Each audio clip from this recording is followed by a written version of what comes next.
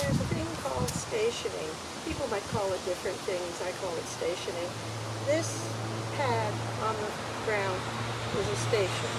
Anything that is defined. It could be a bed, it could be a sheet, one of those raised dog beds. Doesn't really matter what it is, as long as it's a defined space that the dog can differentiate and lie down on comfortably.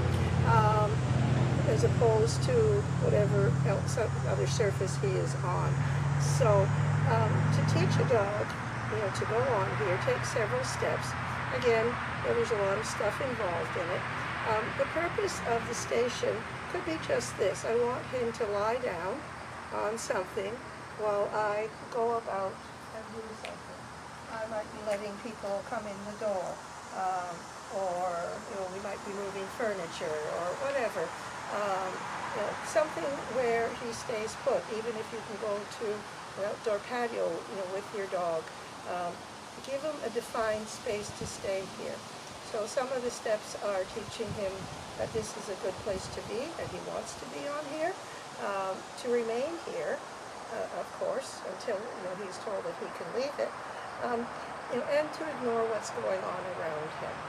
So when we started, we just want him to come on here.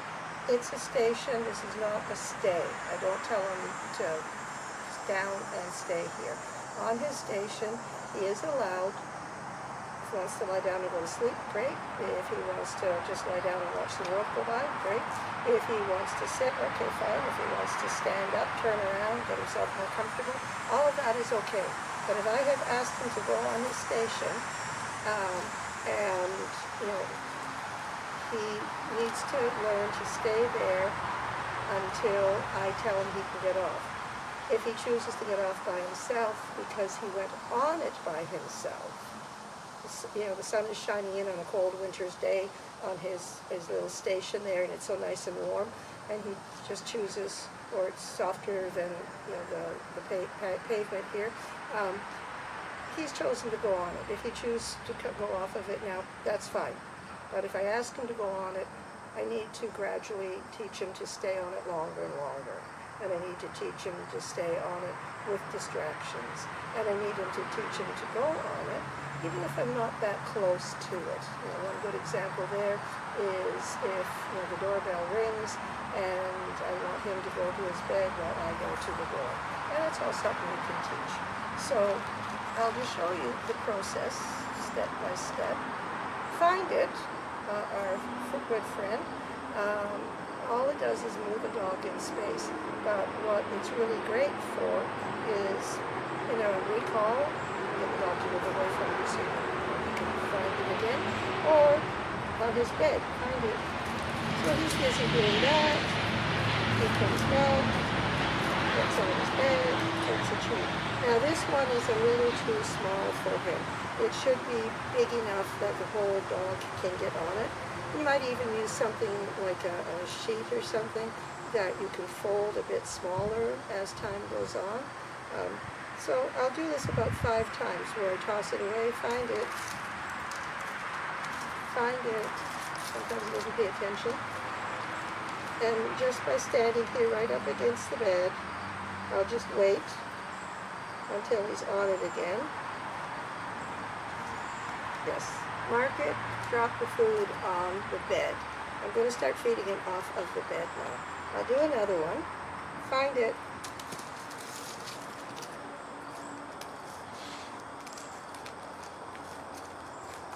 yes, okay. Now I'm going to do it, the bed has 4 sides, I'm going to do it in the other direction. I'll do that about 5 times straight ahead. Now I'll go sideways, find it, he goes for it, comes back on his bed, mark yes. I'll do that 5 times. Then I'll do 5 in the opposite direction. This might be a bit of a question with his line on. He's got the long line on for safety's sake because we're outside, not in a fenced area. Find it. And he comes back.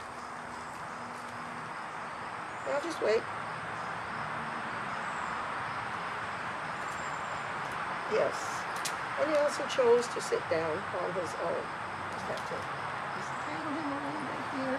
So So again, I'll do that 5 times. Now the hardest one is behind me. If your dog, usually you would do this inside, but if you are working outside on a line, make sure where the line is.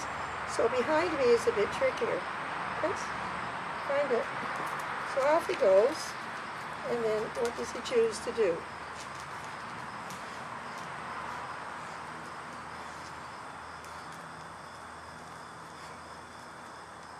He can choose to do that, stand beside me. I'll just wait.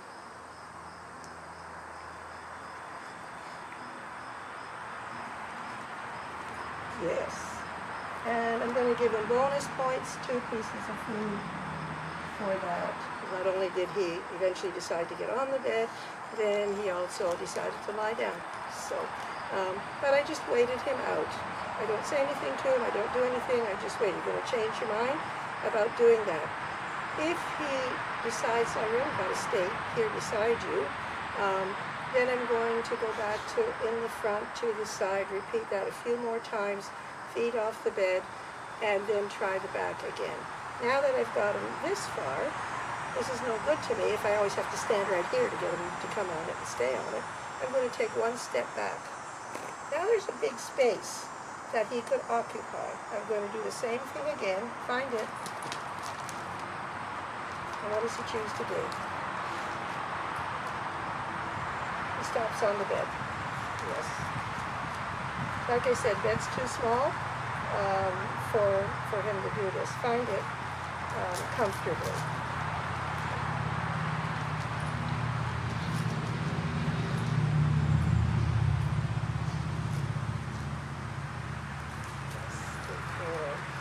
So again, I will do that 5 times that way, and then I will do it 5 times that way, 5 times that way, 5 times behind me. The other variation that I will add in is I'll move to a different side of the bed, and I'll be up close to it, and again I'll repeat that 5 times ahead, 5 times one way, 5 times the other, 5 times behind me. If that all goes well, I'll move to the next side of the bed. Repeat. Move to the next side of the bed. Repeat. This is me moving around in space, so that there's always a different picture.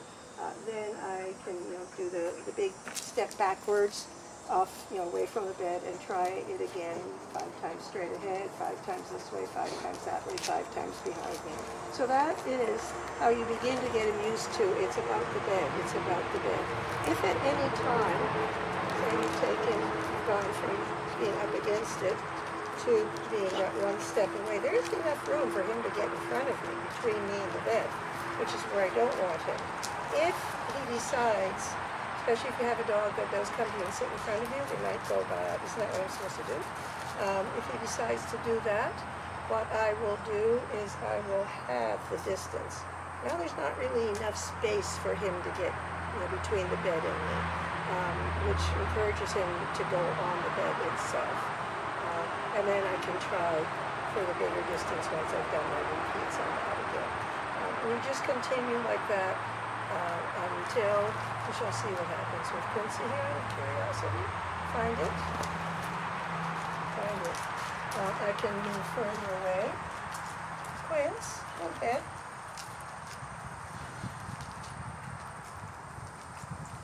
I'm going to repeat that because he's busy looking for the piece that he lost. Okay. Go to bed.